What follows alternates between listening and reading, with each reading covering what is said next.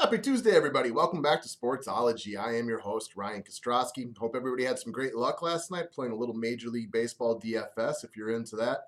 I had a nice comeback at the end of the night. So I want to say, before I get into anything, a lot of respect and love coming from me over to Jake Lamb of the Arizona Diamondbacks last night. I was missing the cash line by about 2 points until he comes up in the last game of the night in the ninth inning, 2 outs, down to 2 strikes, and he knocks a home run out of the park, making my lineups for the night a winner.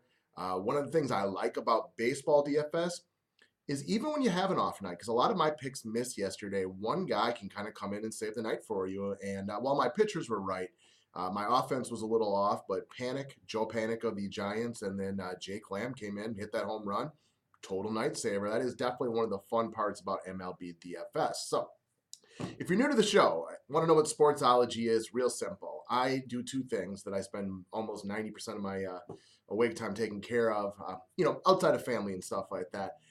But I do technology or business technology during the day for a company called Enterprise Systems Group here in Wisconsin. Then at nighttime, I become a daily fantasy sports expert. So Sportsology is an opportunity for me to come on here, get a little creative, have a little fun, and just talk about both of my areas of expertise. We usually start with sports just so people can get their sports info, and then I'll give you a little blurb on technology for the day as well.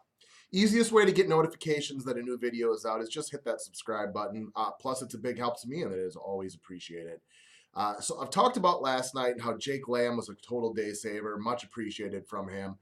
Let's take a look at some of the people you can look at tonight. And I'm going to start with somebody, I'm not sure what his ownership will be tonight. I think he'll be a little bit contrarian, but that is Mike Stanton of the Florida Marlins.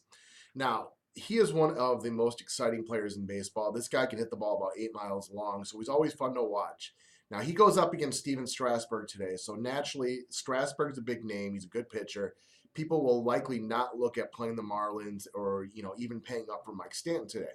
Stanton has actually pretty much owned Strasburg in his career. I believe he's got something like 32 career at-bats with 10 extra base hits, including a few home runs. So if you want to look at, I probably wouldn't play him in cash. I wouldn't say I trust him 100% because Strasburg can get him at any time. But a lot of the Marlins have actually had really good luck against him. So maybe in some tournaments, throw out Stanton in a GPP, go a little bit contrarian. Other people will probably play up for different hitters. So maybe you pay up for him, get ahead on some people. But I do like the idea of going for Stanton today in a tournament. Now, somebody who'll be highly owned by me in both cash games and tournaments is going to be Jose Altuve of the Houston Astros. Altuve hits left-handed pitching very well, and in his career so far, he's 7 for 21 off Derek Holland, which is slightly above average because he got a pretty good career average to begin with. So I like Altuve as kind of being one of my chalk plays for the day, and I also like his teammate and his double play partner Carlos Correa as well. I will probably run out an Astros stack into a tournament lineup, but I like those guys, cash or tournament, doesn't really matter today. Somebody that I found that I'm kind of surprised about their price today is going to be Hunter Pence for 3,700. There isn't anything about the matchup that screams must play today, but that's a hell of a bargain because Hunter Pence is a very, very good player.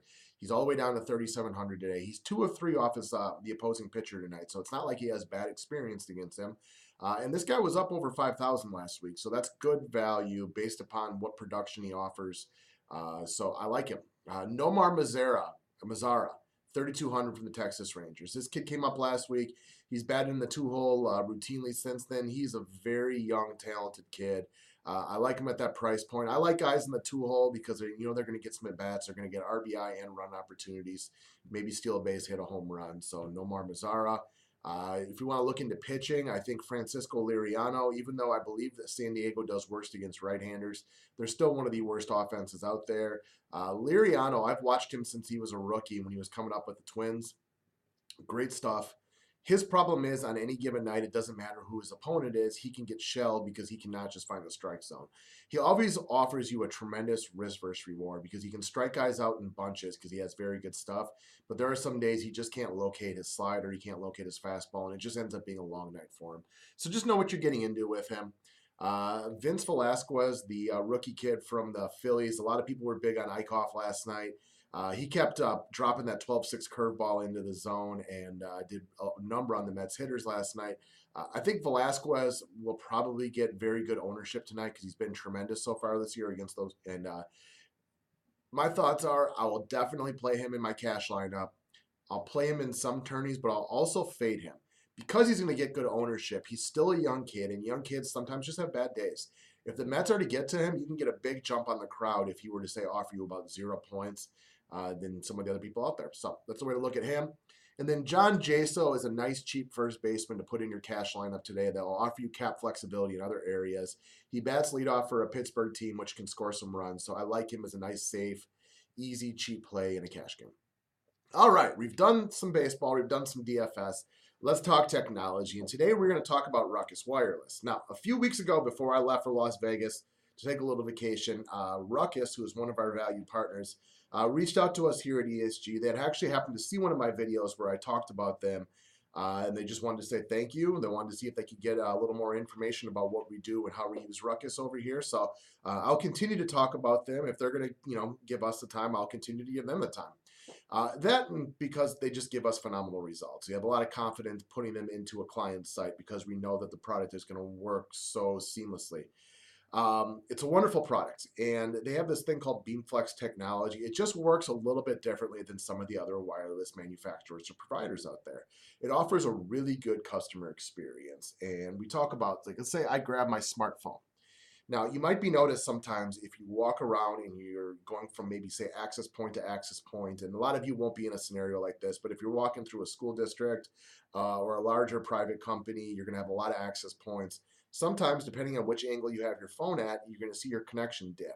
With Ruckus's BeamFlex technology, you don't get that kind of user experience. That's not something that you're going to run into consistently, so it offers a really good user experience. Ruckus recently decided to pair up with Brocade, so they're going to work on their wired portion of their solution as well, which should really increase their portfolio. But that's a lot of that's yet to be determined. But one thing that won't change is how well that product continues to produce. I have their products in several of my clients, and I know the results are phenomenal for them, and I enjoy that because it makes my life easier as somebody who has to take care of their clients, knowing the product is going to work. Ultimately, when asked why you'd want to work with Ruckus, fewer APs, better results, which is literally what everybody wants out of everything they ever buy. They want to spend less money and get better results. Ruckus offers you that ability. We have a lot of great partners here at ESG, and whether it's Mitel or Acti or Crestron, we appreciate them, and we chose them for a reason. It's because of the results that we can get out of them. But I put Ruckus, right at the top of the list with a couple of our other vendors as the results that we know we can count on. So if you got any question on Ruckus or on DFS, reach out to me over email. I'd be more than happy to talk to you about either of them. Besides that, have a wonderful day, and I will talk to you soon. Thanks.